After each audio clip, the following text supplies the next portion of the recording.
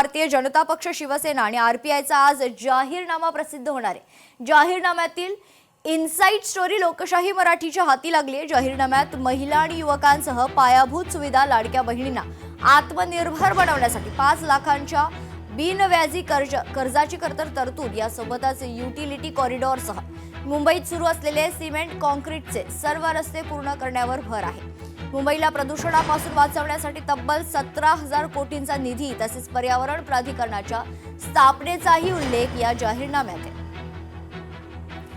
या संदर्भात सविस्तर माहिती घेण्यासाठी आपल्यासोबत जोडले जात आहेत आपले प्रतिनिधी चेतन ननावरे। चेतन, खरं तर आज महायुतीचा वचननामा प्रकाशित होणार आहे। या वचननाम्यात मुंबईकरांसाठी काय आहे चेतन? निश्चितच जर आपल्याला पाहायचं असेल तर तरुण आणि महिला मतदारांना आकर्षित करण्यासाठी विशेष मुद्दे या जाहीरनाम्यामध्ये आपल्याला पाहायला मिळणार आहेत। विशेष करून मुंबई जी आंतरराष्ट्रीय शहर म्हणून ओळखलं जातं, त्या ठिकाणच्या तरुणांना घ्यायचं असेल तर स्टार्टअप मोठ्या प्रमाणात मुंबईत तयार होत आहे, त्यामुळे स्टार्टअप हब निर्माण केलं जाईल अशी ही घोषणा या जाहीरनाम्यातून होऊ शकते। दुसरी महत्त्वाची गोष्ट म्हणजे महिलांसाठी ज्या लाडक्या बहिणींनी विधानसभेमध्ये भरभरून मतदान भाजप आणि शिवसेनेला केलेलं होतं, त्यांच्यासाठी आता 5 लाखापर्यंतच्या बिनव्याजी कर्जाची तरतूद या महापालिकेच्या निवडणुकीच्या माध्यमातून केली जाऊ शकते।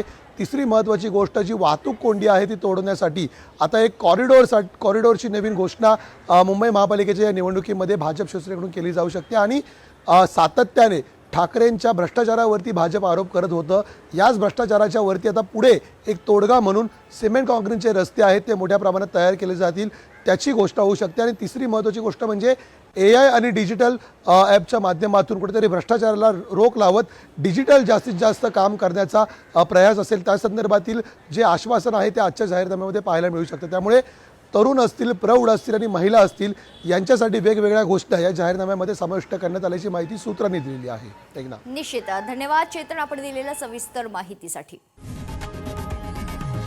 लोकशाही मराठी ऐका, पहा, जागरूक रहा।